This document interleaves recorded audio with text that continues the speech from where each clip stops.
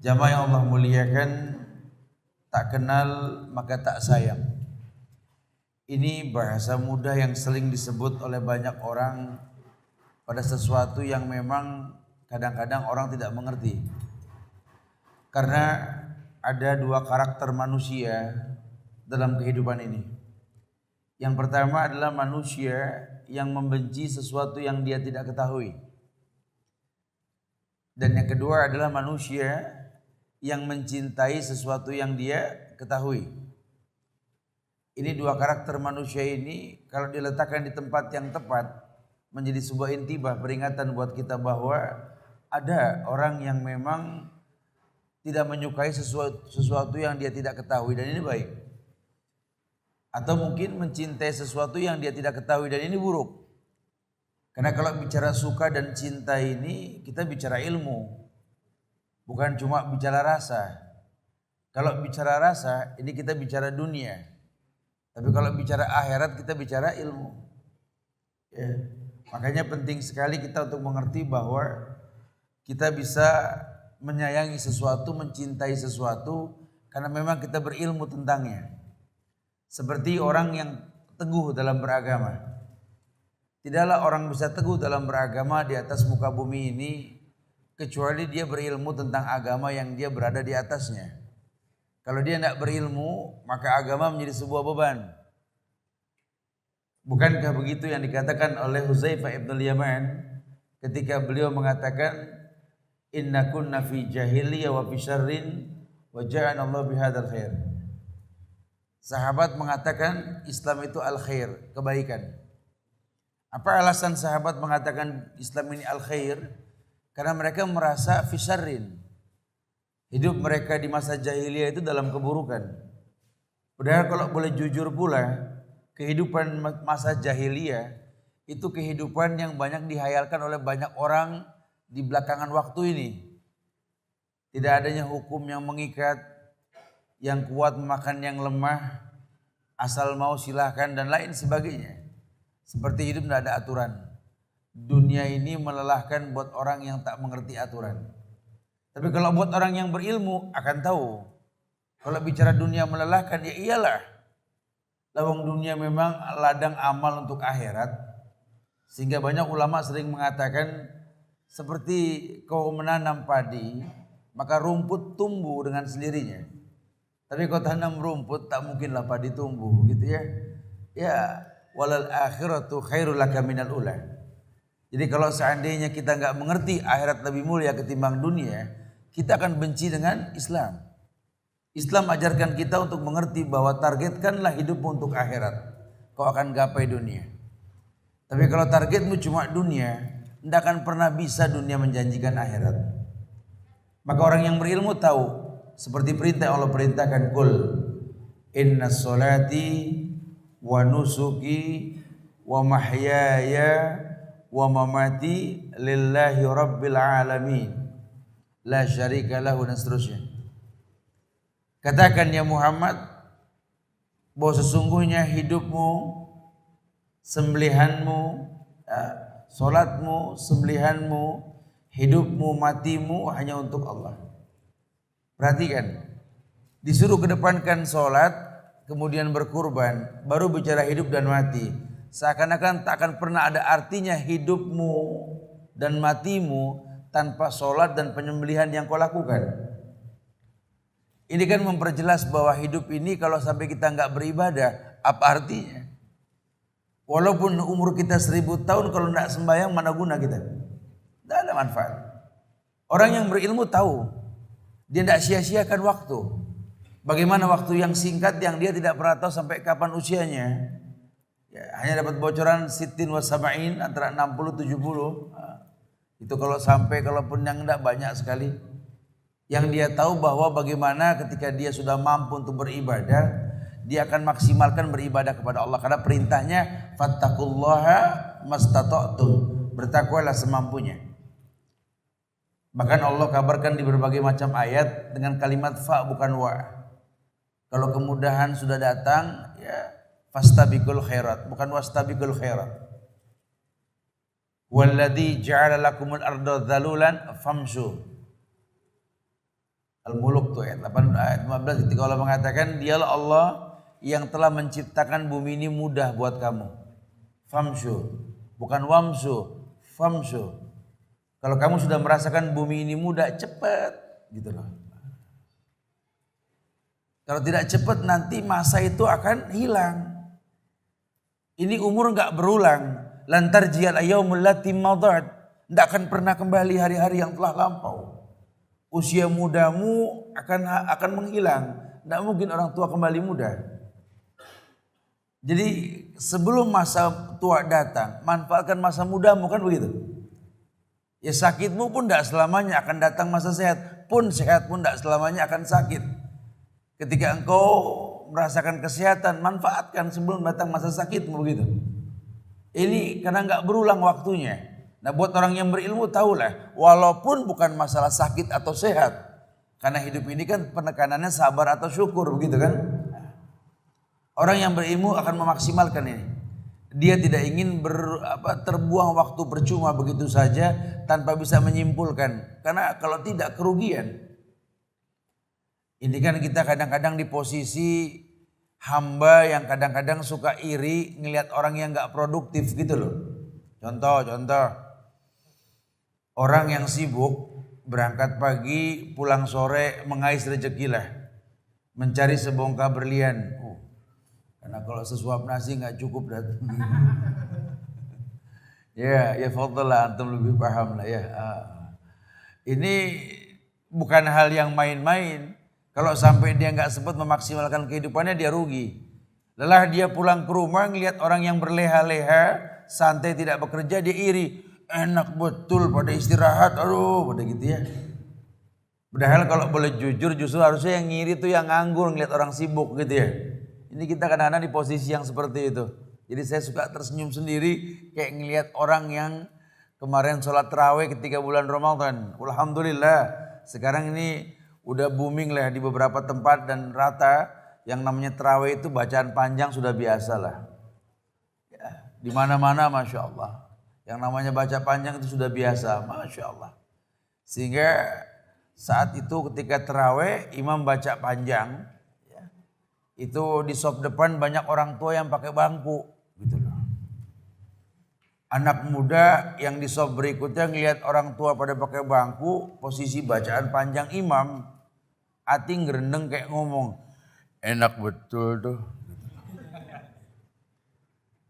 Kita bilang sama dia, sabar, ntar juga ngalamin, gitu ya. Ya, jadi orang kadang-kadang suka iri sama sesuatu yang harusnya dia bersyukur, dia tidak seperti itu, gitu loh. Ini terjadi bukan tidak. Sangat disayangkan sekali. Kayak anak kecil ya yang ngelihat adiknya belum diwajibkan sholat, dia disuruh sholat. Adik enak betul mah nggak sholat, Masya Allah. Iya itu kita. Karena kita nggak tahu, kita nggak kenal sholat. Tapi setelah kita kenal sholat nanti, kita akan tahu bahwa sholat ini isti'anah, talabul ma'unah. Cara kita minta tolong ke Allah ya dengan sholat. Sekarang manusia mana yang tak minta tolong sama Tuhannya? Orang yang tak ibadah pun kalau statusnya seorang muslim, ya saya nggak menghakimi agama seseorang lah. Cuma mungkin memang agamanya kurang bagus, tapi dia seorang muslim. Dia akan mengeluh, mengambil napas karena lelah sambil berkata, ya Allah, begitulah.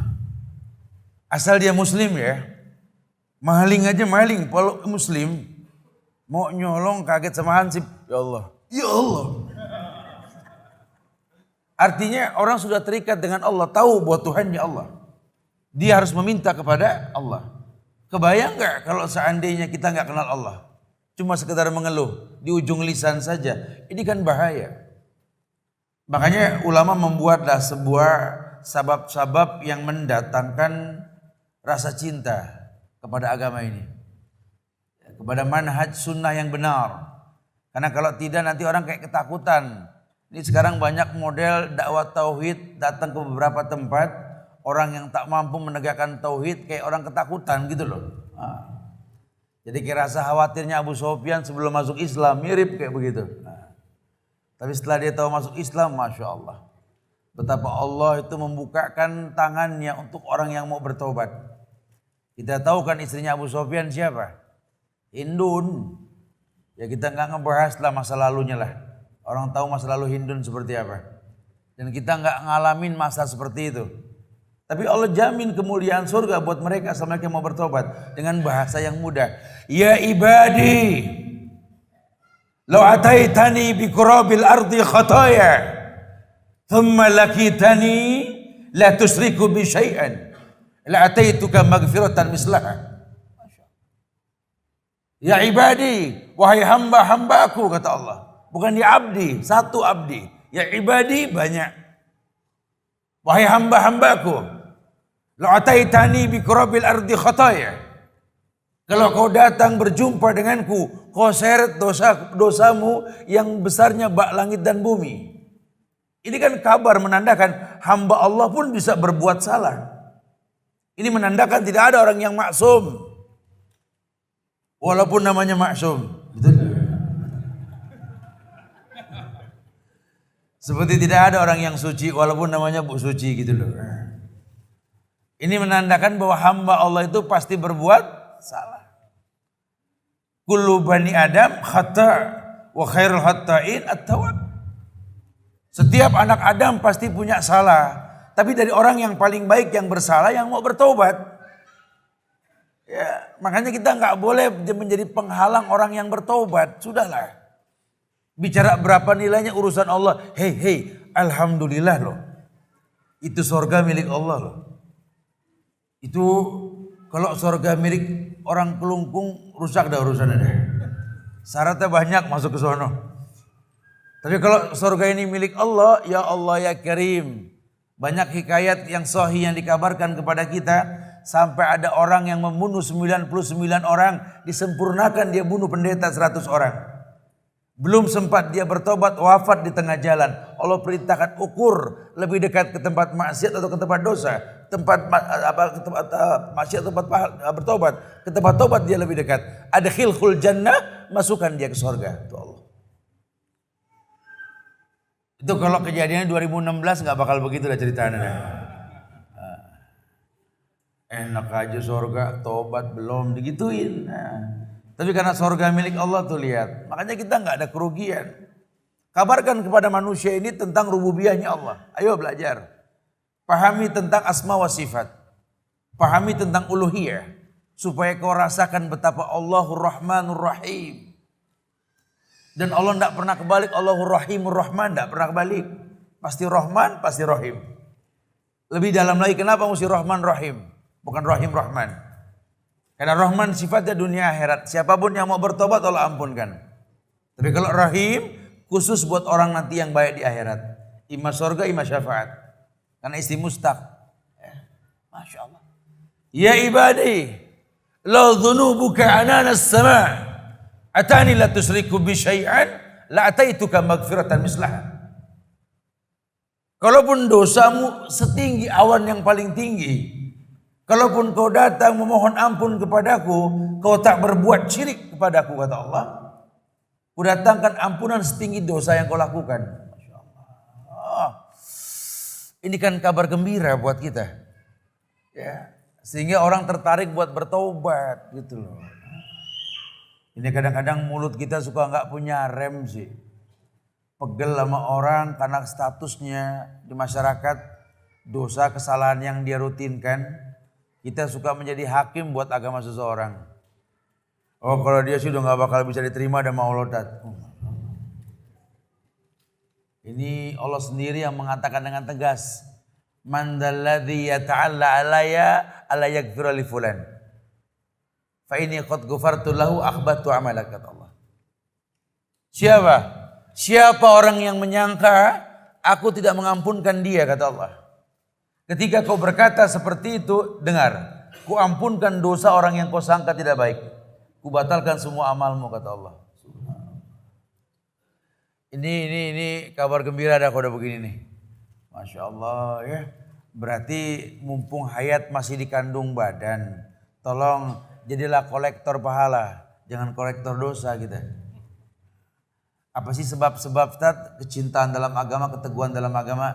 Yuk kita bahas.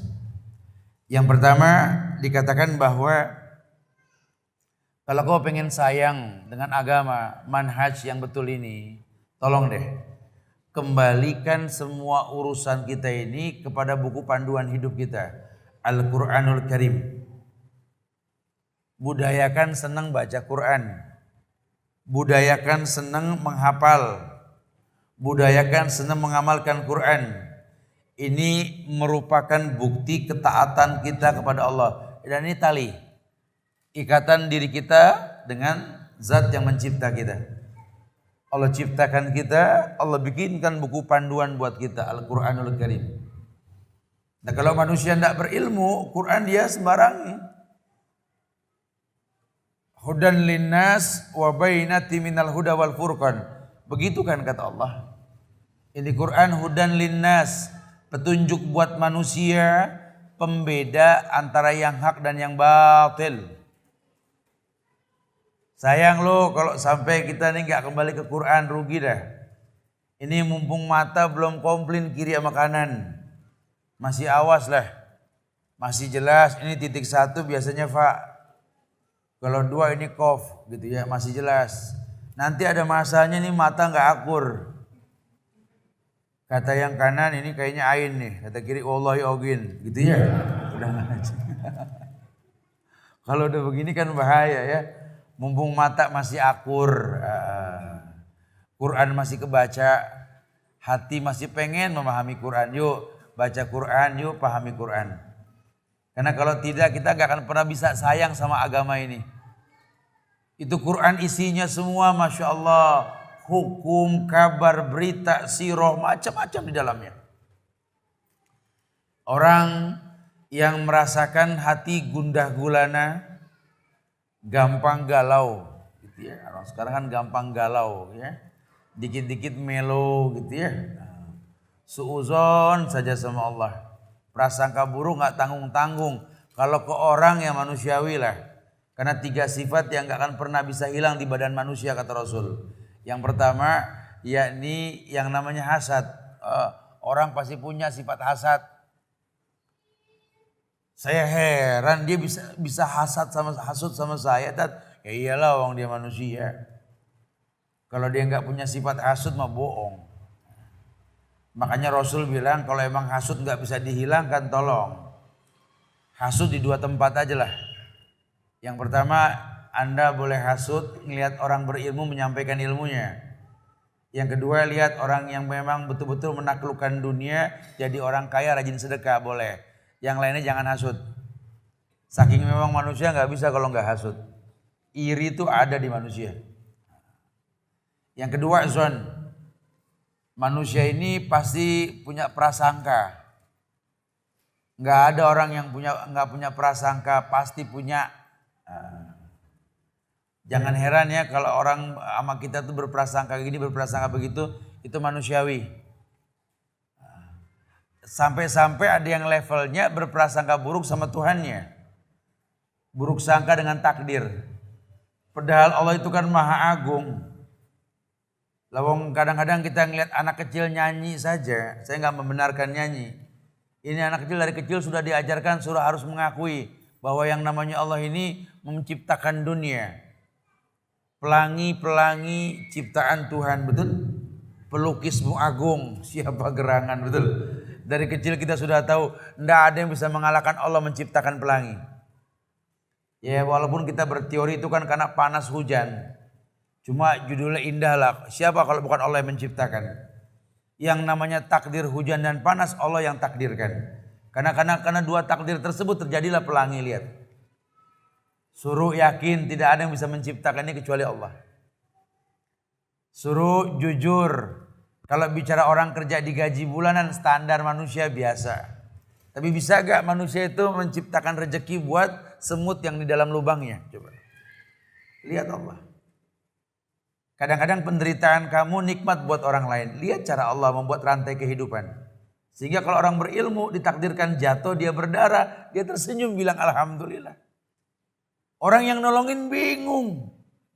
Ini orang kebal apa gimana sih? Lawang jatuh berdarah kok senyum. Ya alhamdulillah. Loh kok alhamdulillah? Ya kalau saya nggak jatuh, saya nggak berdarah, tukang betadin siapa yang beli? Betul juga gitu ya. Tuh husnuzon dia sama Allah. Dia tahu sekali bahwa kadang-kadang penderitaan dirinya ini kebaikan buat orang lain. Dahsyat loh. Masya Allah. Ya seperti Nabi Muhammad kalau dia mau kan dia tinggal ngomong sama Allah. Nggak perlu ada perang Badar lagi dari Allah, menangin aja. Nggak perlu pakai ribut sama Abu Lahab, Abu Jahal, udahlah kasih hidayah. Seberapa susahnya bisa. Jangankan minta itu, minta kiblat dipalingkan dari Palestina saja dikasih sama Allah kok. Allah lihat wajahmu yang murung. Karena memang pengen punya kiblat, Allah palingkan fawali wajhaka satral masjidil haram. Apalagi mendatangkan hidayah mudah buat Allah. Tapi Allah kasih mukjizat, bukan laduni. Laduni paham? Ya ini ilmu yang forever, selamanya. Nah Nabi itu nggak punya ilmu yang forever. Mukjizat itu sesekali. Kadang-kadang beliau memang bisa membelah bulan, itu mukjizat beliau. Cuma nggak selamanya bulan bisa terbelah sama beliau. Beliau bisa mengeluarkan air dari sela-sela jarinya. Tapi ketika perang Khandaq itu banyak sahabat yang kehausan, nggak keluar air. Kan hikmahnya dalam.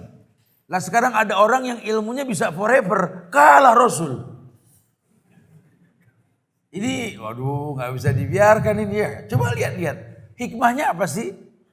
Manusia tahu bahwa dia beribadah dengan mencontoh hamba dan rasulnya. Konsekuensi wa anna Muhammadan abduhu wa rasuluh. Ketika dia bersaksi bahwa Nabi Muhammad hamba dan rasulnya. Bicara hamba, maka kita harus mencontoh bagaimana cara Nabi Muhammad hidup. Karena dia bashar seperti kita, mislukum yuha. Cuma dia dapat wahyu. Maka yang paling baik yuk, kalau kamu tahu nabimu itu makhluk yang bernama manusia, tentu dia menikah. Dia makan, dia minum, dia tidur, dia sholat, dia puasa. Itu kata Rasul. Wa ana atazawwadun nisa. Aku menikah kata Rasul. Faman ragiba an sunnati falaysa minni. Maka kalau memang enggak nerima cara hidupku, bukan golonganku kata Rasul. Ini yang sahabat lakukan. Sehingga Abdullah bin Mas'ud mengatakan, dulu orang Yahudi, orang Nasrani, ngelihat kami para sahabat bisa masuk Islam. Dahsyat tidak? Apa yang dimaksud? Jalannya sahabat itu bisa bikin orang kafir masuk Islam. Cara makannya sahabat bisa lihat orang kafir bisa masuk Islam. Cara sahabat berdagang, orang kafir bisa masuk Islam. Ya kenapa? Karena sahabat mencontoh Muhammad sallallahu alaihi wasallam. Sampai Allah rekomendasikan contoh terbaik para sahabat. Kuntum khaira ummatin ukhrijat linnas. Kalian sebaik-baik manusia yang ukhrijat. Azharo artinya, bukan huruj. Huruj lagi. Azharo ditampakkan beda di hadapan manusia. Kenapa sahabat dikatakan beda di hadapan manusia? Karena mencontoh Rasulullah sallallahu alaihi wasallam. Mereka guroba, mereka orang-orang asing, tapi nggak pernah mengasingkan diri itu sahabat. Lain sama kita sekarang kan, merasa seperti orang yang guroba asing, maka mengasingkan diri. Cari perumahan yang adanya di pojokan kampung, bloknya Z. Oh, Masya Allah. Lah gimana sunnah mau sampai kalau kita tidak bergaul, betul? Berilmu sebelum beramal. Sehingga ketika orang bertanya tentang visualisasi yang kau lakukan, jawab dengan ilmu. Qala Allah wa qala Rasul. Enak. Udah gak usah khawatir. Allah yang bilang ini Islam, ini hukum, rahmatan lil alamin. Selama Anda masih ngomongin di dunia, diterima. Kecuali kalau ngomongin gak di dunia, Allahu a'lam bishawab lah. Selama masih di dunia, ini Islam rahmatan lil alamin. Ini cara beragama sahabat nih, supaya kita cinta sama hukum. Karena kalau tidak, kita kayak orang barat yang ketakutan sama kasus yang dibuat oleh segelintir orang mengatasnamakan Islam. Ya itu kan kasus bom Bali kan kesalahan fatal sekali itu. Ya. Kita mau berdakwah dengan menumpahkan darah, Masya Allah. Ya, khalifah siapa yang Anda ikuti? Khilafah hayalan. Masya Allah. khilafah, hayalan. Karena tidak ada cara Islam yang seperti itu. Islam menawarkan kemudahan, bukan keributan. Agar orang tahu bahwa agama itu mudah. Ad-dinu yusrun, kata Rasulullah. Agama itu mudah. Yasiru wa la tu'assiru, basiru wa la tunaffiru. Permudah manusia, jangan dipersulit. Nah, itu semua dalam Quran ada. Cuma yang jadi permasalahan, kita jauh dari Quran. Kita serahkan agama Quran ini pada ustadzah saja. Kita tidak bertanggung jawab, padahal itu buku panduan milik setiap makhluk yang bernama manusia. Allah janjikan kebaikan buat setiap manusia. Hudan linnas. Setiap manusia. Ini Quran petunjuk. Lihat masalah-masalah yang kau rasa. Orang dulu juga pernah merasakan. Wa kullan naqussu 'alaika min amba'i rasul ma nusabbita bihi fu'adak. Kabarkan ya Muhammad tentang cerita para nabi dan rasul. Kabarkan ya Muhammad. Supaya orang tahu. Sampai Nabi mengatakan para nabi itu kalau makan pakai tangan kanan, minum juga pakai tangan kanan. Ini kan cara namanya. Berarti kan nggak mungkin main-main kalau sampai Nabi ngomong begitu kan. Idza akala ahadukum falyakul bil yamin. Wa idza syariba falyasrab bil yamin. Fa inna syaitan ya'kulu yasrab bisiman. Kalau kalian makan dengan tangan kanan, minum pun dengan tangan kanan, karena cuma setan makan minum pakai tangan kiri. Ini orang kafir ngelihat kayak begitu bisa masuk Islam. Ini agama lengkap amat. Sampai cara makan minum pun diatur sama Tuhannya, coba. Agama lain tidak ditemukan. Sama seperti kasus seorang pengusaha laundry di sebuah negeri di Eropa. Itu bisa masuk Islam karena dia mencuci pakaian dalam mahasiswa-mahasiswa yang kos di rumahnya. Ada 2 orang Islam yang kos di tempat tersebut. Dan dia menemukan sebuah keunikan penyebab dia masuk Islam. Ini nggak pernah dia melihat pakaian dalam orang Islam itu kotor seperti pakaian dalam orang kafir. Ketika ditanya sebabnya, orang Islam tuh ada yang namanya istinja. Di Islam itu ada yang namanya cebok. Orang Islam tuh bersih dengan masalah yang seperti ini. Sementara dia nggak menemukan di agama yang lain. Ini aja bisa bikin dia masuk Islam. Masya Allah. Ramadan kemarin tuh seorang perempuan masuk Islam, diislamkan itu di Bandung. Cuma gara-gara apa dia masuk Islam? Gara-gara ngelihat iklan sirup bulan puasa. Masya Allah. Ya saya nggak paham lah kenapa begini sababnya. Tapi yang pasti dia bilang iklannya saja menarik perhatian. Kenapa? Karena seakan-akan simbol persaudaraan bulan Ramadan itu betul-betul loh. Ya Allah, puasa ini kan membuat orang lapar, kok malah jadi akur gitu loh. Itu bikin orang masuk Islam. Orang kafir ngelihat iklan sirup bulan Ramadan masuk Islam. Kita orang Islam malah batal ngelihat iklan itu betul. Waduh, ya, ini bahaya ini. Ya, kita nggak paham nih agama indah. Kalau kita nggak paham indah, ya begitulah kenyataannya. Itu yang pertama. Kembali kepada Al-Quran. Ini buku panduan ini. Di surat Al-Furqan ayat 32 itu dalilnya. Allah berfirman, wa qala alladziina kafaru laula nuzzila alaihi al-Qur'anu jumlatan wahidah. Kadzalika linusabbita bihi fu'adak wa rattalnahu tartila. Ini kata orang-orang kafir begini. Laula nuzzila alaihi al-Qur'anu jumlatan wahidah. Mengapa sih Quran itu tidak diturunkan kepada Muhammad yang dimaksud sekali turun saja?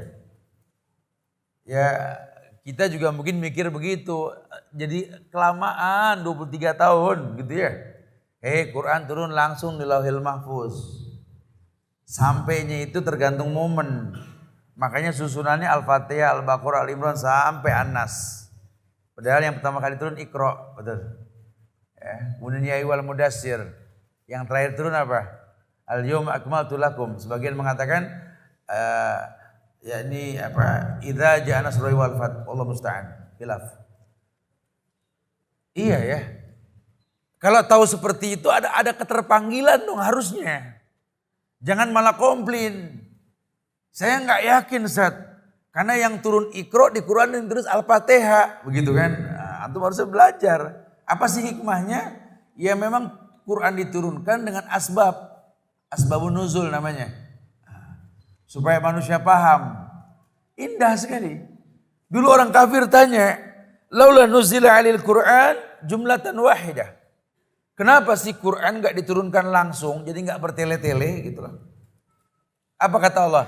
Kadzalika linusabbita bihi fu'adak. Demikianlah cara Allah memantapkan hati kamu. Supaya Quran ini betul-betul pelipu lara. Syifa'un mafis sudur. Quran ini penyembuh hati yang duka lara. Orang-orang belum paham Quran, tapi udah yakin dengan Quran, denger aja tenang loh. Masya Allah. Ya kalau boleh jujur lah. Ya saya punya teman ini salah seorang dokter yang dia dapat gelar dokter ini untuk urusan ternak ayam. Nah, ini kalau dia nonton dia tahu lah ya. Dia bikin peternakan ayam herbal. Sehingga saya baru tahu dari dia itu. Saya bilang saya tinggal di Bogor, itu di pojokan kampung lah. Di tengah-tengah non muslim saya tinggal di sana, Bogor Barat. Itu rata-rata non muslim dari keturunan Cina ini, mereka tuh usahanya ternak ayam boiler saya bilang. Dan ayam potong. Saya kadang-kadang pegel, pegawainya itu orang Islam banyak. Itu 24 jam lagu disetel. Itu begilir apa bagaimana sih orang supaya nggak ngantuk takut maling. Kalau nggak dia ngomong saya nggak paham. Dia bilang memang begitu Ustaz. Jadi kalau ayam-ayam negeri ini, ayam potong, ayam boiler, ini nggak bisa diam. Kalau diam fatal dia. Dengan dia banyak bergerak, dia lapar, dia makan. Makanya musik full. Karena ayam ini kalau dengar halilintar kaget bisa ribuan yang mati. Sensitif ini ayam. Dan saya coba menemukan keunikan bahwa ternyata justru binatang ternak mendengar ayat itu dagingnya beda dengan binatang ternak yang tidak mendengar. Dan gelar dokter dia karena itu. Sehingga dia buka usaha ini. Masya Allah. Ini binatang loh. Apalagi manusia. Makanya ketika orang kafir yakin mereka beribadah dengan bernyanyi. Dan dia kabarkan kepada masyarakat yang seagama dengannya.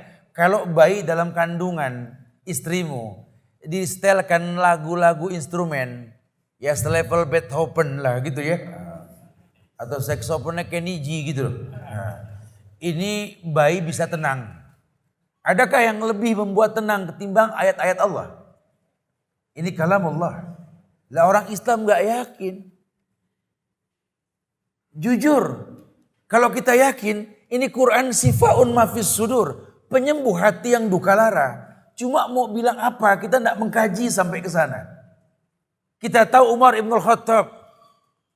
Itu dia masuk Islam karena apa?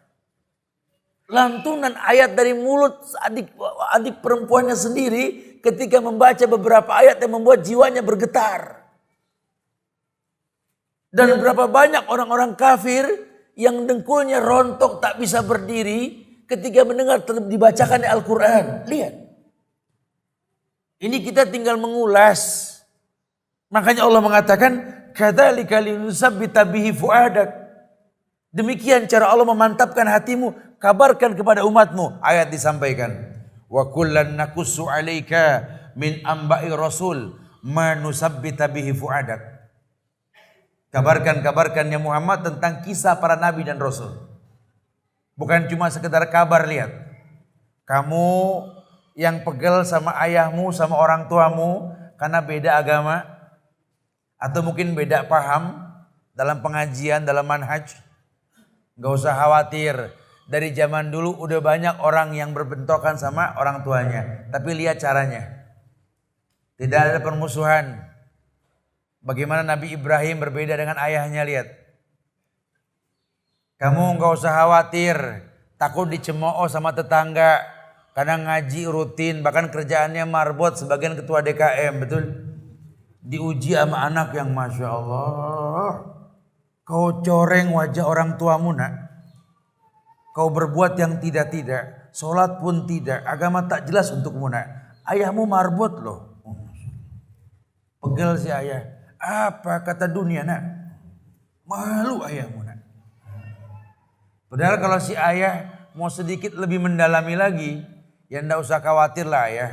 Sampaikan saja yang Allah perintahkan, Nabi contohkan sudah. Bicara hidayah bukan urusan Anda, urusan Allah. Karena kalau yang diuji sama anak semodel begini, dari dulu Adam dan Hawa, Nabi Nuh pun diuji sama anak, betul? Enggak usah khawatir, enggak ada orang yang berani mencemooh Adam. Kalau Adam mah emang enggak bagus tar ngedidiknya tar. Gitu. Nuh juga sama tuh, enggak usah begitu. Orang enggak bisa dilihat dari ujiannya, tapi lihat efek ujian yang dia hadapi, lihat. Kalau ujian membuat Adam mengatakan Rabbana zalamna anfusana wa in lam taghfir lana wa tarhamna lanakunanna minal khasirin, sukses. Kalau bicara Adam mencegah si Habil tidak membunuh si Qabil, dia tidak mampu. Tapi Adam cukup mengatakan Rabbana zalamna anfusana. Aku telah berbuat zalim. Ketidakmampuanku ini membuat aku rugi kalau kau tak mengampunkan aku ya Allah. Boleh begitu. Jangan terus kita seuzon dengan takdir. Karena kita tidak paham. Apa sih orang sekarang merasakan masalah? Kalau orang dulu nggak pernah merasakan juga. Coba di Quran ada semua. Ya. Dan kita nggak mengkaji khusus untuk ini doang. Ya. Tapi kita bisa terpancing untuk oh iya deh. Kalau begitu mulai nih hari saya akan buka Quran dah. Ya kalau ngebuka mah gampang. Tak paham nih masalahnya, nggak paham saya. Ya berarti cari pengajian dong. Ya. Ini masjid Masya Allah. Nikmat Allah mana yang mesti kita dustakan ini. Ya. Kok kalau sampai kosong mah kelewatan. Berapa banyak orang sibuk nyerok di pinggir jalan, betul? Nggak beres-beres bertahun-tahun. Kita udah punya seperti ini, coba tinggal diisi doang, dimanfaatkan. Ini kan pintu sorga. Nikmat Allah mana yang mesti kita dustakan, coba. Di tengah-tengah orang berbuat dosa dan maksiat di Pulau Bali, kita diberikan kesempatan bisa tafakur di rumah Allah yang mulia ini. Masya Allah.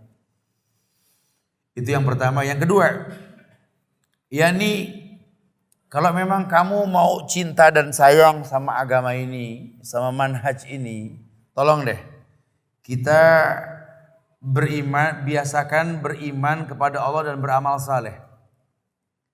Jangan cuma ngomong iman tanpa amal soleh. Agama ini bukti aplikasi kehidupan. Udahlah jangan berteori. Udah terlalu banyak orang berteori cuma copy paste. Baca, ngapal, disampaikan pakai mic. Udah terlalu banyak. Ya, yang udah langka ini baca, paham, amalkan. Itu yang langka. Mendakwakan orang dengan tingkah laku. Jangan terpukau dengan bacaan seorang imam. Panjangnya, pendeknya, tahsinnya. Tapi lihat setelah dia baca di luar masjid bisa bergaul gak dia? Itu yang paling penting. Kalau Qur'annya banyak dihafal, hadisnya banyak, sanadnya bagus, tapi bertetangga saja gak bisa, Malaysia akhi, apa manfaatnya? Ini bahaya, banyak orang yang begini. Ya, nanti itu dalam lah bahasannya tentang mencetak generasi robbani. Kita mendidik anak, ya pengen seperti yang kita lihat. Ada anak SD kelas 1, kelas 2 hafal 30 juz. Orang tua di sekolah, orang tuanya dihajikan. Ya Allah seandainya anak saya bisa begitu. Anak SD dipaksa masuk pesantren. Lupa hukum asal. Al-ummu madrasatul ula. Laisatil madrasah madrasah. Ya, bahasa agama kan ibu yang dikatakan madrasah, bukan pesantren dikatakan madrasah. Bukan berarti nggak boleh. Coba dalamin sedikit tentang dunia pesantren. Ini kalau anak ini belum pernah mengenal orang tuanya, belum bisa mengambil cara hidup orang tuanya, dimasukkan ke pesantren, yang terjadi lihat. Hafal Quran, hafal sunnah, Sahih Bukhari luar kepala, cuma nggak bisa bergaul lihat. Menikah nggak bisa ngurus rumah. Tahu kebersihan itu adalah merupakan kemuliaan dalam agama. Anaknya jorok kotor. Coba lihat. Katanya ngerti agama. Ini kan bahaya sekali. Karena apa? Beragama cuma dengan harapan dan keinginan. Udah sering dibilang Allah tidak kasih yang kita inginkan. Allah mencukupi yang kita butuhkan. Mulailah kita berilmu. Jangan nanti orang memfitnah agama. Padahal agama mah sudah sempurna. Lawang sepakat kita mengatakan al-yawma akmaltu lakum dinakum. Watmamtu alaikum ni'mati wa raditu lakumul Islam madina. Ini kan kesempurnaan agama. Allah yang mengatakan telah sempurna bagimu agama. Agama sudah sempurna. Jangan dikritik. Jangan kayak orang liberal yang mengatakan Quran bisa dikritik. Jangan. Itu buang pendapat jauh-jauh. Bukan kita paksa Quran untuk paham kita. Paksa diri kita untuk paham Quran. Itu lebih baik. Ini ada orang yang tidak paham. Padahal kalau dia mau beriman kepada Allah dan beramal soleh, kau akan rasakan betapa nikmatnya setelah itu. Ternyata amal soleh yang mukodimanya iman itu ngefek. Ya. Kita syahadat, kalau memang kita sudah berilmu tentang syahadat yang kita baca, bukan cuma status Islam karena syahadat saja, tapi efek syahadat itu dahsyat loh. Itu membuat kita nggak berbuat syirik. Asyhadu an la ilaha illallah wa asyhadu anna Muhammadan abduhu wa rasuluh. Ini kalau dipahami dengan benar, oh Masya Allah. Orang yang betul syahadatnya, nggak ada alasan Allah nggak jawab yang dia minta. Makanya coba rapikan syahadat. Orang yang sholat, betul-betul sholatnya betul-betul dan dia memang beriman dan berilmu tentang sholat. Allah nggak mungkin bohong dan Allah nggak mungkin bohong dalam janjinya. Karena wa'dallah haq, janji Allah itu pasti. Salat itu tanha anil fahsya wal munkar. Harusnya ini orang tidak berbuat keji dan mungkar kalau dia sudah salat. Tapi lihat, salat tapi pasang bom bunuh diri. Dia salat bukan tidak. Dia caci maki pemerintah dari pinggir jalan, lihat. Dia salat. Orang tuanya tak ditegur siapa. Dia sholat tapi tidak akur sama mertuanya. Dia sholat tapi tidak bisa bersosialisasi. Mana sholatnya mana? Akhirnya gara-gara kamu orang a priori dengan sholat. Sholat. Sorga lu ntar. Yang udah aja bukono. Begitu katanya. Tuh kan gara-gara kita orang jadi a priori sama sholat. Ya. Karena kita nggak pernah paham. Orang sholat kok menghalalkan yang diharamkan. Coba lihat.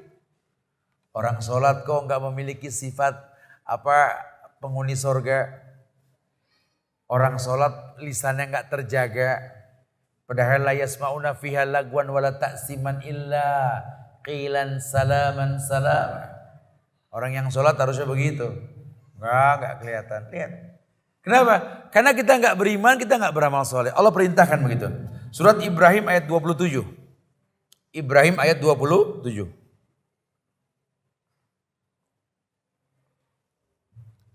Yusabbitullahu alladhina amanu bil qawlis sabit fil hayatid dunya wa fil akhirah. Wa yudillullahu az-zalimina wa yaf'alullahu ma yasha. Ayat ini sering dijadikan hujah oleh ahlu sunnah wal jamaah bahwa adanya pertanyaan dalam kubur. Ya, buat orang-orang yang nggak yakin dengan adanya pertanyaan dan siksa kubur, bisa buka tafsir Ibnu Katsir dan lainnya tentang Ibrahim ayat 27 ini. Tapi kita tidak bahas begitu, kita katakan di sini bahwa apa yang kita katakan di akhirat nanti itu tergantung yang kita lakukan di dunia. Jadi kita akan ditanya man rabbuka, siapa Rabbmu? Kita akan berkata Allahu Rabbi. Wa man nabiyyuka Muhammad nabi. Wa madza kitabukal Qur'anul Karim. Ini bukan latihan sebelum mati, gitu ya. Saya sih insya Allah tiap hari supaya nggak grogi nanti Ya saya nggak kencang-kencang depan kaca ambil aja man rabbuka Allahu Rabbi. Nggak bisa begitu. Ya nggak bisa begitu. Karena yang akan kau katakan di akhirat nanti, apa yang kau lakukan ketika kau hidup, itu yang dimaksud. Akhiratmu tergantung duniamu. Khususnya masalah sholat. Yang pertama dihisap ya sholat. Kalau sholat aman, aman semua. Ini kuncinya hidup dunia. Kamu nggak usah belajar menjawab Allahu Rabbi. Buktiin aja di dunia. Kamu tidak berbuat syirik. Di tengah-tengah orang yang berbuat syirik. Bukan cuma sekedar nggak berbuat syirik. Tapi memang menentang kesyirikan. Ya, kalau cuma sekedar nggak berbuat syirik kita mampu, tapi menentang kesyirikan nggak semua orang mampu. Ini akidahnya para nabi dan rasul. Ya, inni bura'u minkum wa mimma ta'buduna min dunillah kafarna bikum. Begitu bahasa Ibrahim kan. Aku berlepas diri dari perbuatan syirik kalian. Dan aku kafir dengan kalian. Kan Masya Allah. Tegas.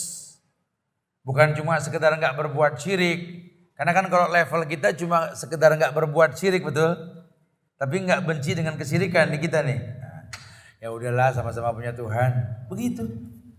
Oh ya nggak bisa. Walaupun bukan mempertontonkan tampang yang menakutkan. Karena bicara islah nanti kita nggak bicara nafsu. Benci dengan keburukan wajib benci. Ada sebuah riwayat tertulis dalam kitab Ad-Dawa Dawa Ibnu Qayyim dalam bab dampak buruk maksiat. Di mana hadis tersebut mengatakan bahwa Allah perintahkan malaikat untuk menghancurkan satu bangsa. Malaikat pun datang ke bangsa tersebut ingin memusnahkan.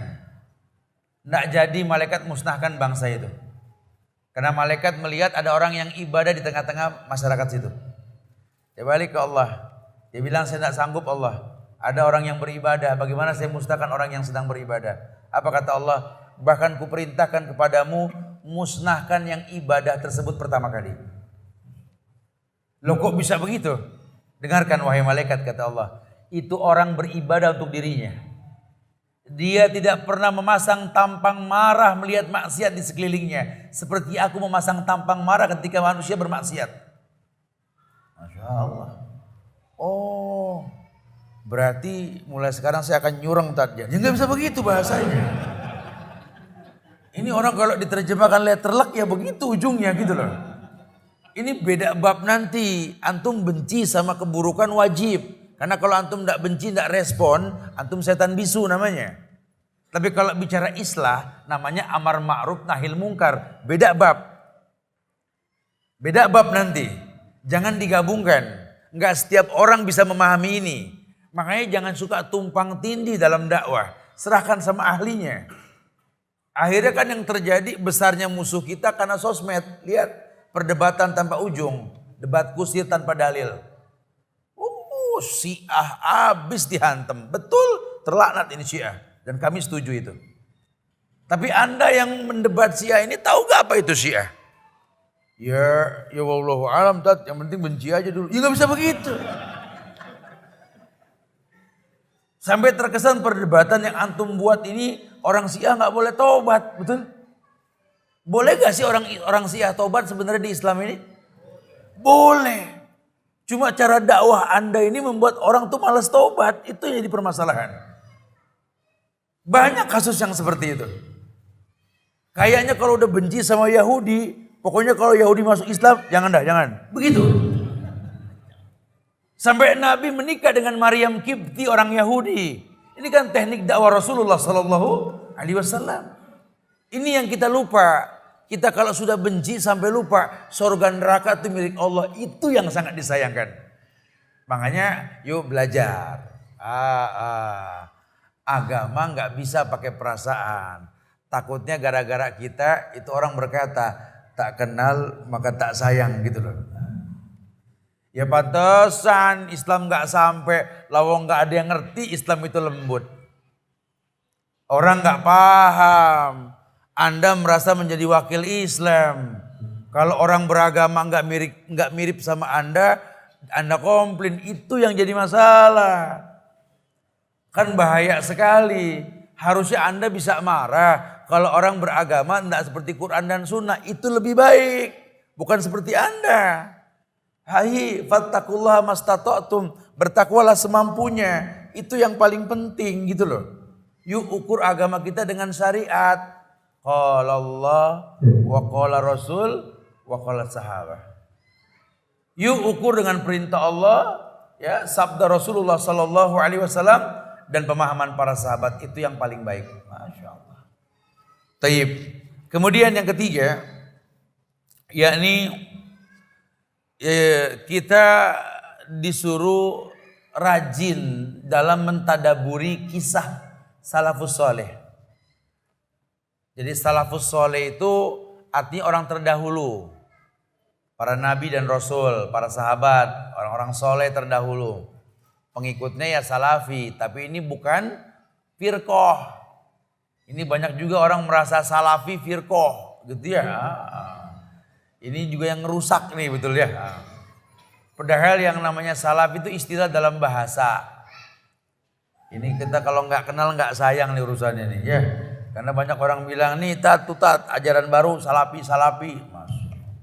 Oh, ajaran baru.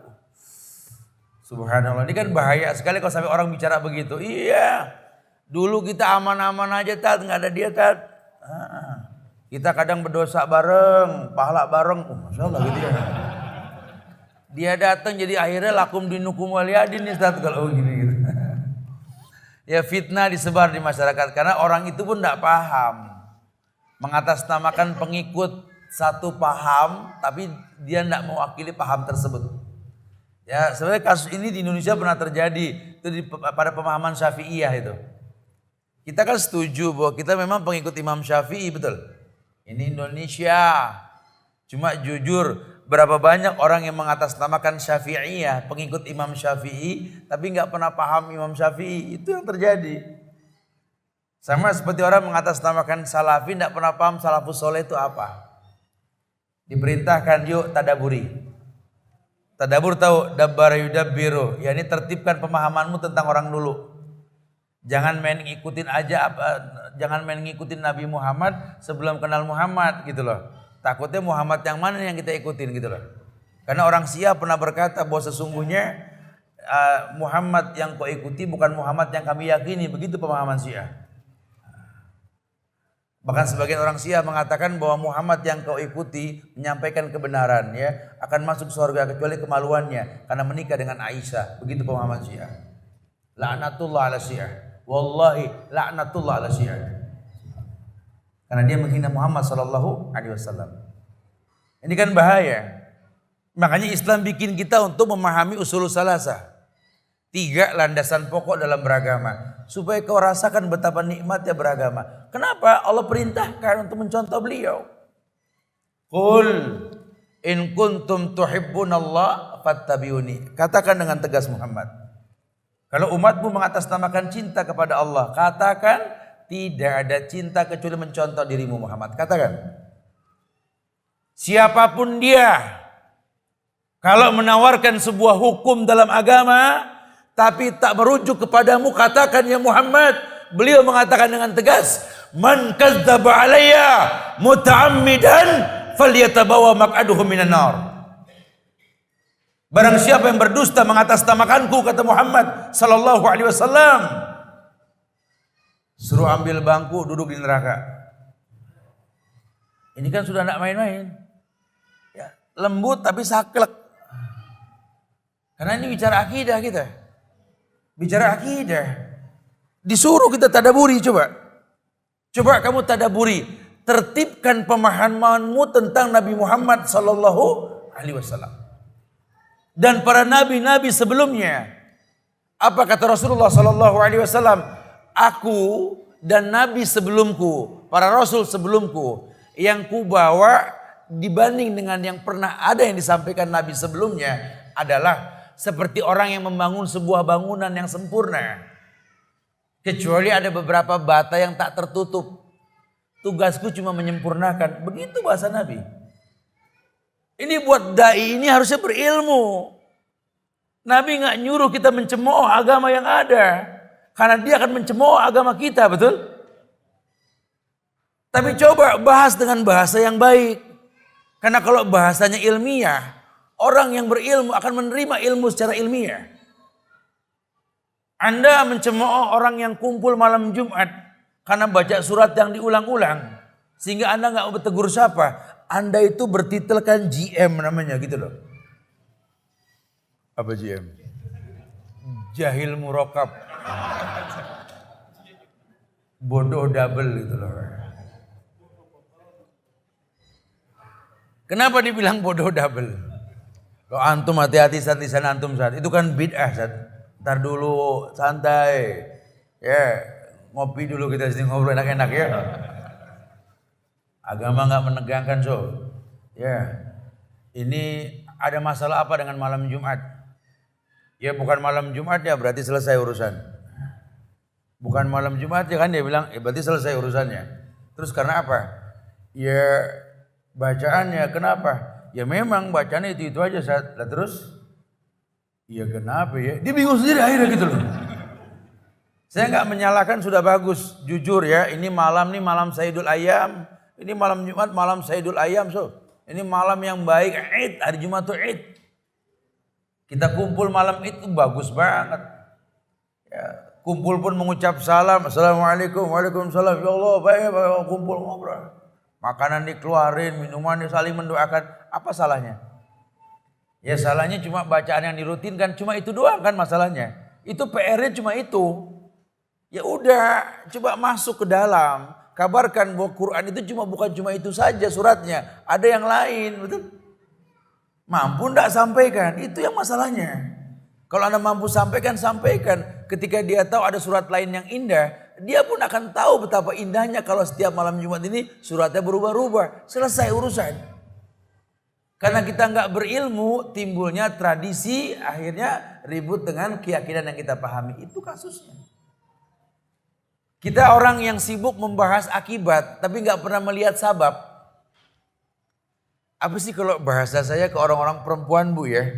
Karena kadang-kadang nih kita pengen punya anak yang ilmunya bermanfaat. Tapi tiap pagi kita bikin dia durhaka sama kita sebelum menuntut ilmu. Bangunnya selamanya kita omelin anak kita. Jadi berangkat sekolah tuh cemberut sama orang tua. Kira-kira anak yang sekolah cemberut sama orang tua berkah gak ilmunya? Bahasa gampang deh. Ya bukan begitu Ustaz. Kita orang tua ya Allah Ustaz.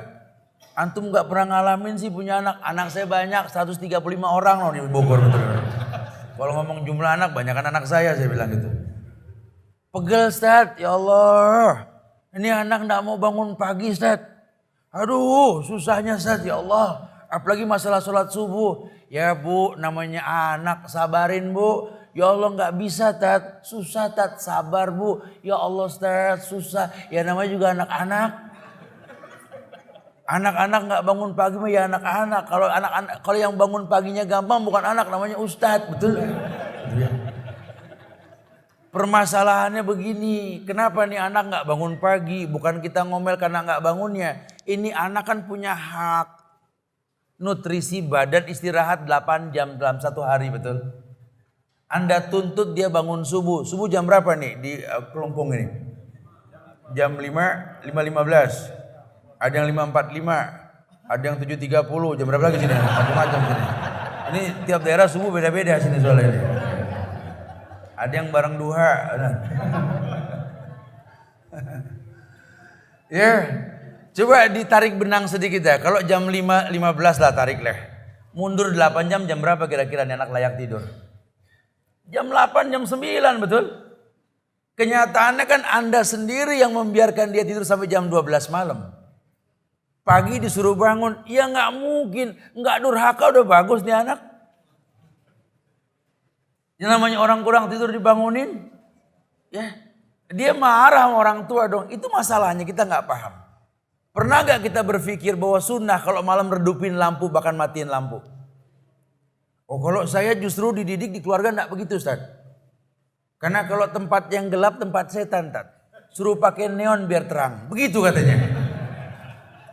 Pendidikan yang salah. Justru sunnah kalau malam redupin sehingga anak tuh kalau redup ngantuk hawanya. Ya orang kalau udah redup gelap itu malas ngapa-ngapain. Sampai ada dokter ahli diet itu ngasih saran, Ustaz Subhan kalau kegemukan diet yang paling gampang tuh makan dalam keadaan gelap. Ya susah saya bilang gitu.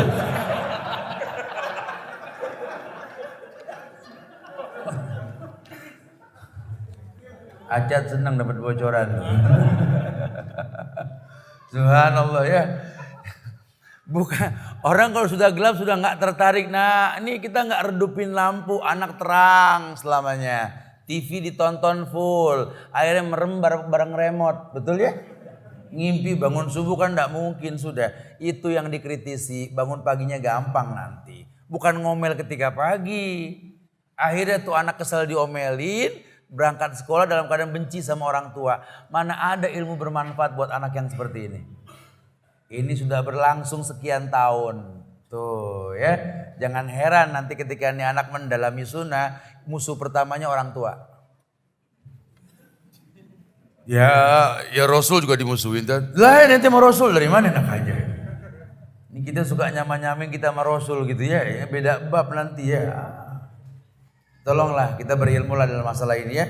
Makanya ditegaskan sekali bahwa coba tadaburi kisah para nabi dan Rasul. Jangan-jangan memang kita nggak paham nih.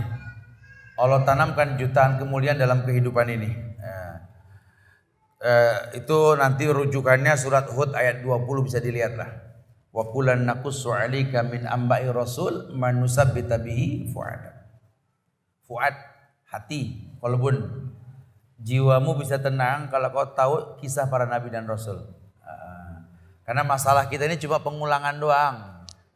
Masalah anak, masalah pasangan hidup, ya, masalah masyarakat yang nggak nerima, keluarga yang menzolimi. Udah, orang soleh tuh ujiannya paling berat. Lihat dah ujian para nabi dan rasul. Nah, setelah kau buka sejarah, oh iya ya, ternyata memang hidup ini medan ujian. Orang yang paling berat diuji ya orang soleh. Ya justru ketika ada ujian ini melambangkan ada kehidupan. Orang masih diuji, masih ada harapan dalam hidup. Nah kalau sudah nggak diuji, ini sudah nggak ada harapan. Hidup gampang aja Ustaz, kayaknya Ustaz. Nah antum nih kalau begini hati-hati nih. Ya, karena sih alhamdulillah Ustaz, berasa hidup kayaknya nggak ada ujian Ustaz. Lancar aja semua Ustaz.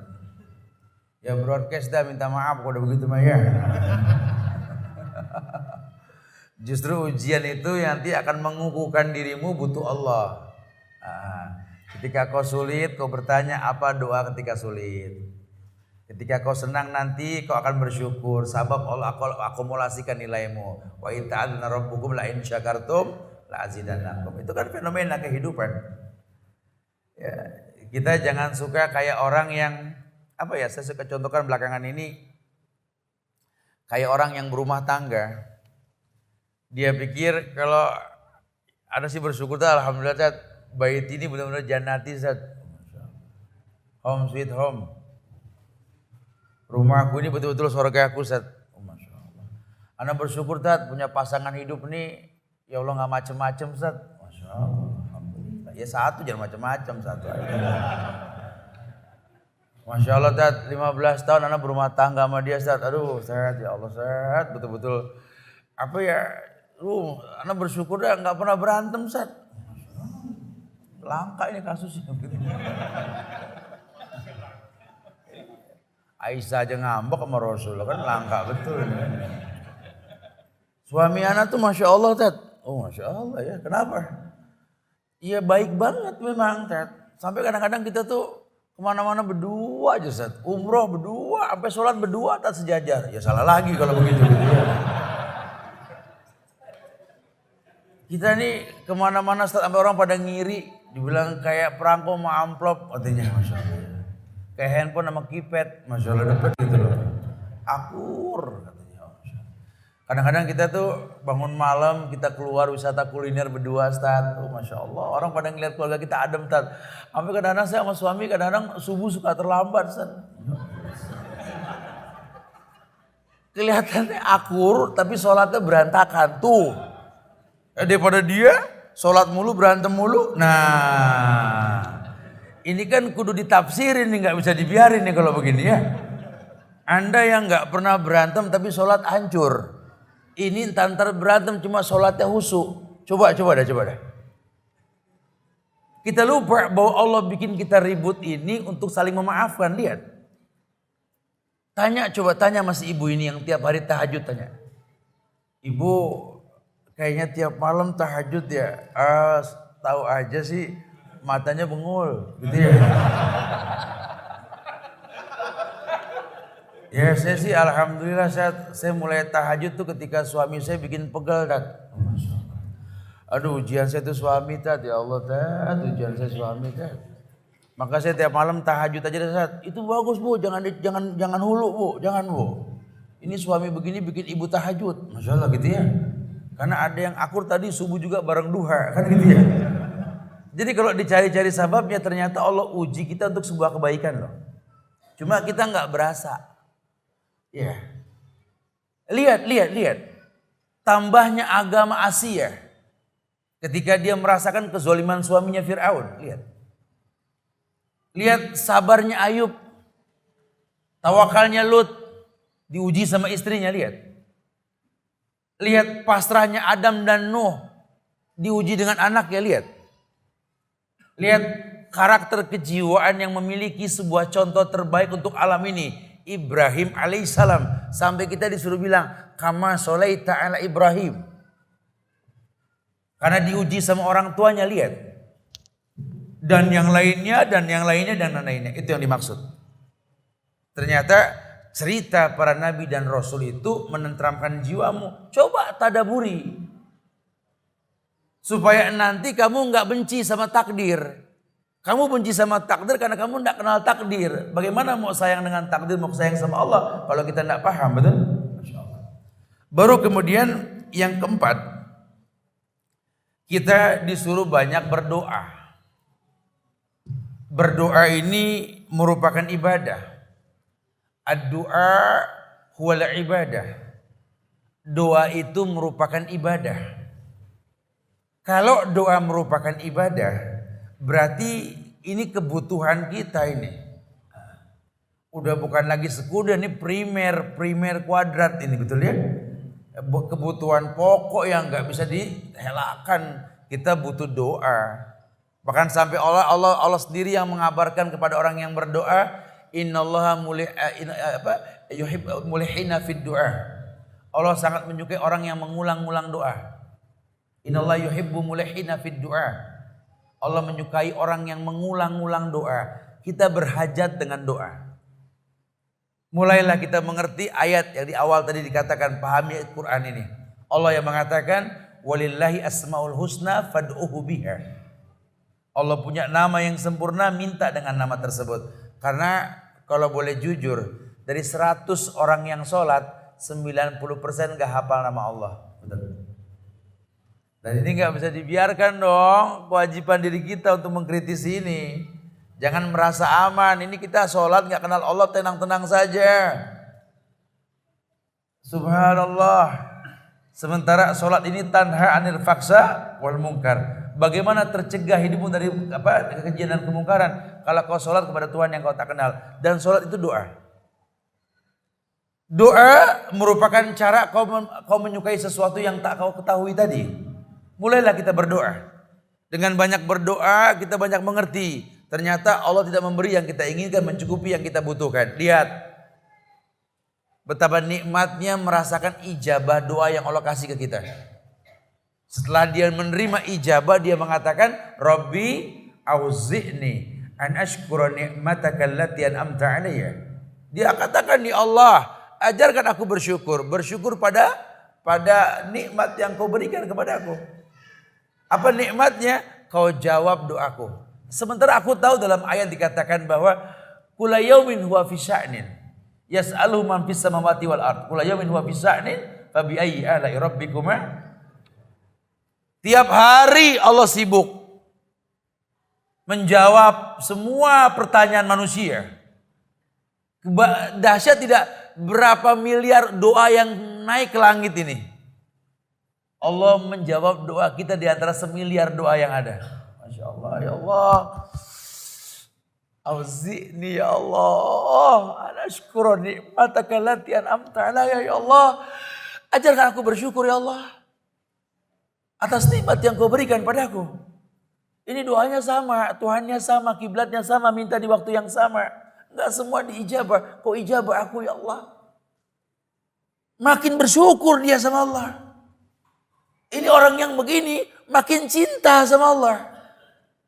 Karena dia yakin sekali tidak ada keburukan dalam agama ini. Dia kritisi, dia pahami. Kemudian dia coba perhatikan doa itu mengiring akidah supaya kuat. Contohlah yang paling gampang saja. Surat Al-Imran ayat 8 tuh. Doa yang dibaca oleh Rasulullah, Rabbana la tuzigh qulubana ba'da idh hadaitana wa hab lana min ladunka rahmah innaka antal wahhab. Doanya kayak dialog ya. Rabbana, bukan ilahana tapi Rabbana. Duhai Rob yang menciptakan kami dengan proses dan keadaan yang baik menurutmu. La tuzigh qulubana, tolong jangan kau condongkan hati kami kepada kesesatan. Ba'da idh hadaitana, setelah kau berikan hidayah kepada kami. Wahab lana min ladunka rahmah, ya Allah karuniakanlah kepada kami min ladunka rahmah, dari sisimu rahmat ya Allah. Rahmat yang seperti apa? Yu'tikum kiflan min rahmati, rahmat dalam bentuk petunjuk. Innaka antal wahhab, sesungguhnya engkau maha pemberi karunia ya Allah. Ini doanya dialog. Tidak bicara nominal. Tidak bicara maksimal. Umum. La tuzigh qulubana ba'da idh hadaitana wa hab lana min ladunka rahmah li'anna hadza min fadli rabbi, kan gitu. Bicara nanti apa yang akan kau beri, yang penting miladunka aja Sat. Bentuknya rahmat. Karena kita nggak bisa ngatur Allah. Jangan kayak orang tua yang ngatur Allah. Punya anak banyak, dia berdoa, ya Allah kalau bisa yang tua nanti bisa gantiin saya buat adik-adiknya. Nggak bisa. Kadang si bungsu yang menjamin keluarganya, betul? Karena kita nggak bisa ngatur Allah. Itu salahnya kita tuh di situ. Kita paksa Allah untuk ngerti kita. Itu salahnya kita. Walaupun kita boleh untuk khaufan wa toma boleh. Tapi kalau ngatur Allah kita nggak boleh. Doanya cuma satu, Rabbi habli minas solihin. Nggak ada yang lain. Sisanya harapan. Ya Allah, berikanlah kepadaku anak yang soleh. Nggak diajarkan pekerjaan apa yang kita minta, nggak. Apapun silakan, itu terserah engkau ya Allah. Kau yang tahu menciptakan dia untuk apa. Mungkin aja anak Pak Tani jadi ustadz hebat, jadi guru hebat, kita nggak tahu. Mungkin saja anak Pak Tani jadi jenderal yang hebat, kita nggak tahu. Itu mah urusan Allah lah, itu mah gaib, nggak ada yang paham sudah. Terserahlah, ini anak mau jadi apa ya Allah, terserah ada Allah. Yang mampunya saya cuma ngasih makan begini nih.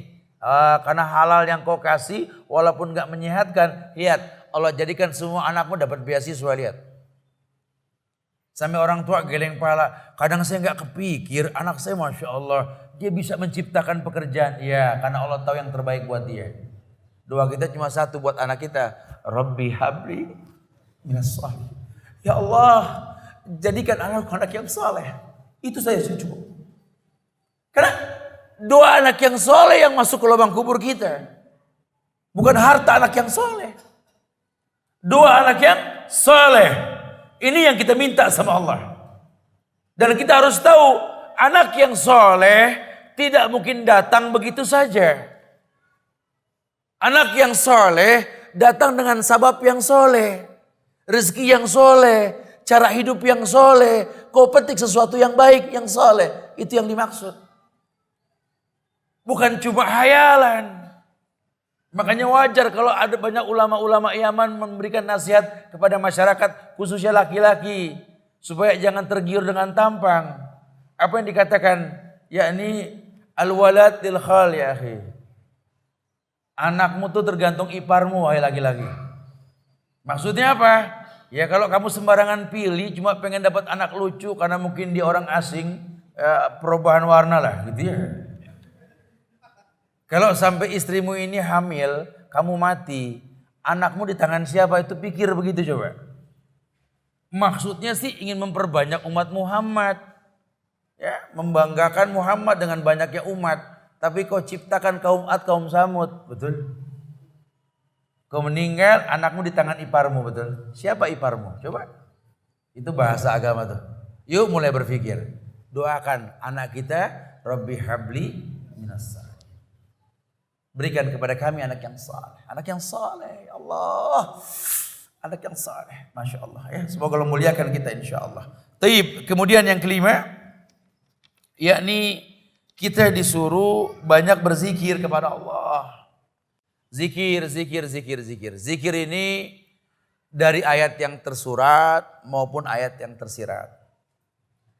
Ayat yang tersurat ya Quran, tinggal buka. Insya Allah ada di masjid-masjid. Ayat yang tersirat fenomena alam. Yuk lihat kiri kanan kita nih Allah ciptakan semua, nggak ada yang sia-sia. Di tengah pulau Dewata banyak masyarakat yang agamanya cakep. Ini Rabbana ma khalaqta hadza batilan, ya Allah subhanaka faqina adzabannar. Kan gitu ya. Ini kamu tidak ciptakan sia-sia ini Allah, betul-betul. Gak kepikir. Ya, ternyata ketidakmungkinan itu bisa menjadi penyebab kemungkinan yang ada justru. Terjadi itu. Nah mungkin kitanya gak bisa memanfaatkan itu. Islam suruh kita berzikir karena itu. Surat Al-Anfal ayat 45 ketika Allah mengatakan, Ya ayyuhalladzina amanu idza laqitum fi'atan fasbutu wadhkurullaha katsiran la'allakum tuflihun. Contoh, ini ayat mengabarkan tentang kondisi orang beriman kalau di medan tempur. Kalau kalian bertemu dengan musuh yang menakutkan, ingat Allah. Kenapa? La yadurrukum man dhalla idza tadaitum. Tidak ada yang membahayakan kamu kalau Allah sudah kasih hidayah. Ini penanaman Nabi ke badan anak-anak kecil zaman beliau. Ya ini kepada Mu'az bin Jabal salah satunya. Annal ummata law ijtama'at ayaduruka la yaduruka illa bi syai'. Anak kecil dengerin ya. Itu seluruh masyarakat berkumpul ingin memusuhi kamu, membuat makar. Tidak ada yang membahayakan kecuali izin Allah. Ingat Allah. La yadurrukum man dhalla idza tadaitum. Sampai kapanpun tidak ada yang membahayakan kamu kalau Allah sudah ridho. Ini akidah nih. Jangan takut, jangan khawatir sudah. Yakin. Qul Rabbiyallah tsumma istaqim. Katakan Rabbku Allah, istiqomah sudah. Omongan orang enggak ada selesainya. Jalan terus. Istiqomah namanya tuh ya. Masya Allah. Baru kemudian bicara yang keenam, kita disuruh mulai melatih diri kita ini untuk berdakwah. Dakwah itu ku anfusakum wa ahlikum dulu, Nara. Enggak ada perintah untuk keluar. Kalau keluar kalau keluar justru perintahnya ini sebagian manusia. Tidak semuanya. Jadi kalau semuanya nanti ya fatal lagi. Makanya perintah dakwah ini ku anfusakum wa ahlikum nar. Yuk kritisi. Agama kita ini, sholat kita, puasa kita, zakat kita, umroh haji kita, efeknya dalam kehidupan kita seperti apa, coba lihat. Jangan-jangan kita ini orang yang memetik buah diletakkan di keranjang yang bolong gitu loh. Ya. Kelihatannya maksimal padahal hasilnya enggak maksimal. Wa iyyadubillah wa na'udzubillah. Baru kemudian yang ketujuh, kita disuruh mencari teman yang baik. Kebaikan yang kita lakukan ini bisa awet kalau kita berteman sama orang yang baik. Ya, almar'u ala dini khalili. Orang tergantung agama temannya. Suruh lihat agama orang dari temannya, gampang kok. Ya. Jadi jangan cuma menghayalkan kebaikan, kalau nggak berteman sama orang baik nggak bakal bisa baik kita. Ini selesai ini di luar kita bisa seperti apa? Di masjid kita akur, di luar kita nggak tegur-teguran, ini kan salah kalau sudah begini. Ya. Coba ayo mulai. Afsus salam bainana ya akhi. Afsus salam bainakum. Yuk tradisikan salam di antara kita. Orang Islam punya karakter warna salam cuma satu. Assalamualaikum. Siapapun dia. Apa kata Rasulullah? Jika kalian melihat orang yang rutin ke masjid, mantapkan hati kalian bahwa dia orang yang beriman. Gak usah bertanya itu aliran apa, mazhab apa, sudah. Dia orang yang merutinkan ke masjid, dia orang beriman, sudah. Ya, jadi bukan tugas kita menjadi hakim buat agama orang lain. Absus salam bainakum. Ucapkan salam di antara kita. Masya Allah. Nanti kita kalau mau bicara khilafiyah, kita bicara kelas. Ada kelas khusus untuk berdialog. Bukan di tengah orang-orang yang awam. Karena kadang-kadang ilmu kalau bukan pada tempatnya muskilah. Yang ada kehancuran dan kerusakan. Bukan mengharamkan jagung untuk bayi. Cuma masalah waktu saja. Tidak ada ulama bilang jagung itu haram, betul? Tapi kalau dimakan ke bayi kan haram, hukumnya belum kuat. Cuma masalah waktu saja. Gitu ya. Jadi ada bab-bab tersendiri. Baru kemudian yang terakhir, yakni biasakan diri ini yakin akan pertolongan Allah. Tidak ada sesuatu pun kecuali Allah akan tolong orang yang beriman. Karena janji Allah secara umum Allah mengatakan bahwa wa ma lizzalimin min ansor. Tidak ada penolong buat orang yang berbuat zalim. Berarti kebalikannya, dipastikan pertolongan Allah buat orang yang tidak berbuat zalim. Yuk mulai kita optimis bahwa Allah pasti tolong kita insya Allah. Nah kalau ini sudah dipahami 8 hal ini, maka kita akan sayang. Berarti kita kenal Islam itu indah. Islam itu agama yang betul-betul membuat kita baik insya Allah. Wallahu musta'an. Insya Allah manfaat yang disampaikan, kita bisa berdialog setelah ini. Akhiru da'wana alhamdulillahi rabbil alamin. Fadal, silakan yang mau bertanya. Fadal, mana lagi yang lain?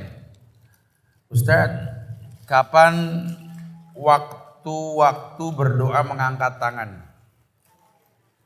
Ya antum sebenarnya harus rajin juga beli buku dan baca buku. Ini pertanyaan kayak gini antum bisa lihat di buku dan baca buku. Karena kadang-kadang kalau kita sampaikan bahasan seperti ini di depan umum, ini bahasa furu'iyah. Nanti orang jadi bingung. Nanti orang jadi bingung. Kadang-kadang orang nggak paham. Tapi secara umum bahwa Ustadz, kapan waktu-waktu berdoa mengangkat tangan? Doa mengangkat tangan itu hukum asalnya doa. Doa mengangkat tangan hukum asalnya doa. Artinya bahwa Allah akan berikan setiap doa yang dipanjatkan kepada Allah dengan cara mengangkat tangan. Kecuali di beberapa tempat. Yang pertama, Rasul tidak contohkan orang mengangkat tangan ketika membaca doa selesai azan dikumandangkan. Allahumma rabb hadhihi da'wati tammah dan seterusnya. Sampai selesai. Tetapi syariat antara azan dan iqamah itu tempat yang mustajab untuk berdoa. Maka angkat tanganlah saat itu. Karena hukum asalnya mengangkat tangan. Beliau pun mengatakan yamuddu yadahi ilas sama'. Ada orang yang sedang wukuf di Arafah dan dia mengangkat tangan ke langit. Hukum asal doa mengangkat tangan. Kemudian yang lainnya yang tidak ada dalilnya mengangkat tangan ketika khotib berdoa di atas mimbar. Itu bisa bukalah. Ini fikih sih ya. Atau mungkin merutinkan doa setelah sholat mengangkat tangan. Ini tidak ada. Tapi secara umum hukum asal doa mengangkat tangan. Ya, semoga Allah muliakan antum insyaallah ya. Baik. Ini bisa nanti diambil hadiahnya. Fadhal, mana lagi tanya silakan. Atau mau nanya langsung, fadhal, silakan. Asal sesuai dengan materi yang disampaikan, fadhal. Fadhal. Ini hadiahnya banyak. Kalau nggak ada yang nanya buat saya hadiah bagaimana? Fadhal, fadhal. Nah, fadhal. Assalamualaikum. Apakah menerima makanan dari orang upacara termasuk haram? Upacara apa? Bendera. Upacara apa? Apa di Bali ada upacara macam-macam saya nggak paham. Tapi kalau upacara itu berkaitan dengan ibadah dia orang-orang kafir, ya, apalagi berkaitan dengan penyembelihan daging haram. Atau memang itu dibuat untuk sesaji haram. Tapi secara umum dalam ilmu fikih bahwa hukum asal makanan itu halal. Orang kafir boleh ngasih kita makanan selama halal boleh. Tapi kalau kita tahu itu makanan untuk apa dan lain sebagainya, itu mutlak nanti ada hukum lain. Ya. Karena hukum asalnya makanan itu halal. Orang berbuat bid'ah, dia ngasih makanan ke kita gimana Ustaz? Oh ya itu tergantung makanannya. Ya. Karena hukum asal makanan itu halal. Ya kalau memang makanannya antum lihat, antum dikasih acara bid'ah, antum lihat nih di kotak nasi gitu. Saya nggak tahu kalau di sini, kalau di Jakarta tuh biasanya di dalam itu ya kurang lebih deh. Kalau antum buka ternyata di dalam itu nasi dicetak gitu ya. Ada balado kentang, bihun, sambal tumis di pojokan gitu ya. Kemudian buncis kuning, pisang raja sama kerupuk udang, bawa ada tuh enak. Itu enak. Tapi kalau antum buka ada pepes guguk, jangan dimakan gitu ya.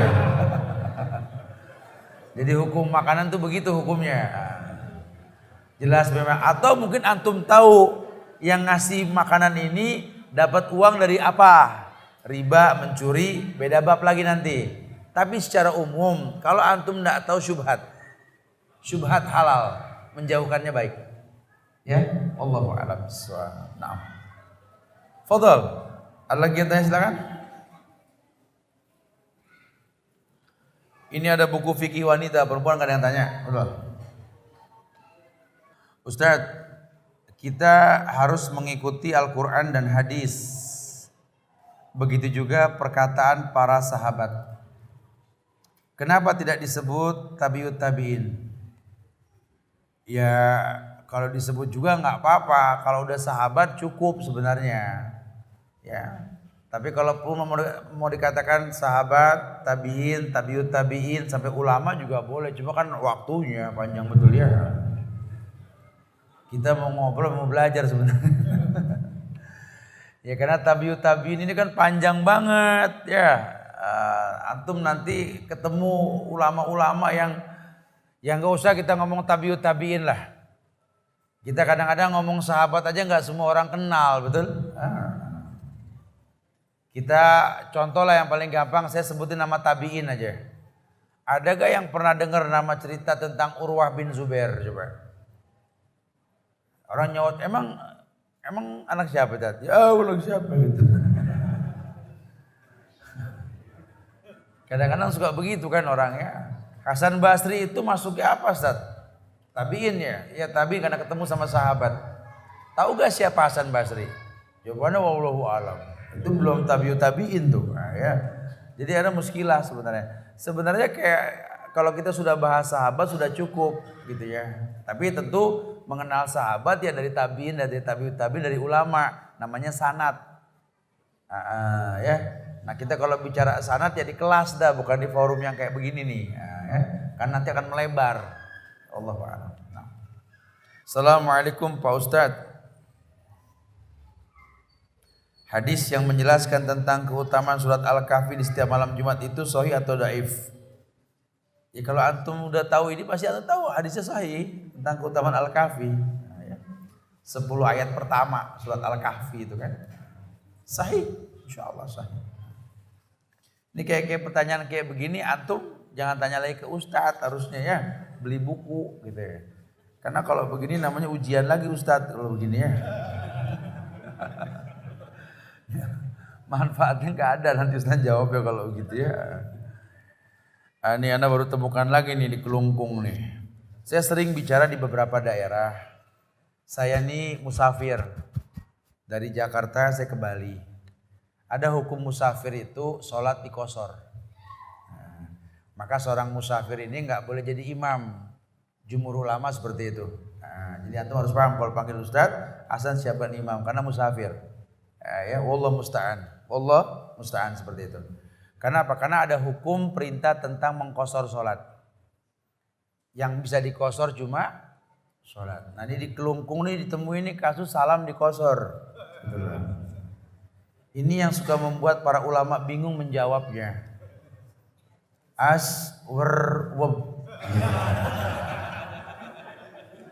Ini jawabnya bingung saya gitu.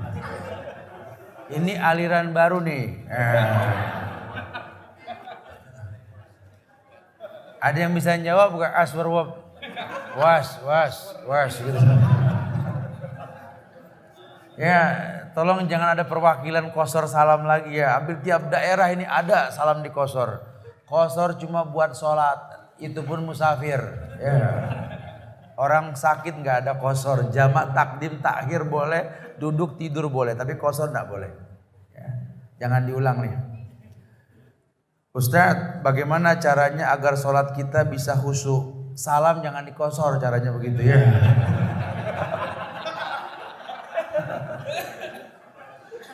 Tapi waalaikumsalamnya betul nih. Wassalamualaikum warahmatullahi wabarakatuh. Ya. Anak kasih hadiah nih orang, mudah-mudahan habis ini salamnya nggak di Qashor lagi insyaallah. Ayo, ya. Kalau sholat pengen khusyuk, rapikan iman. Yang tahu iman naik turun kita yang punya iman. Orang nggak ada yang tahu. Karena iman yazid wa yanqus. Yazidu bit ta'ah wa yanqusu bil maksiat. Naik iman dengan ketaatan, turun dengan kemaksiatan. Yang tahu iman naik turun yang punya iman. Ustaz, gimana sih biar khusyuk, Ustaz? Rapiin iman. Udah rapiin iman.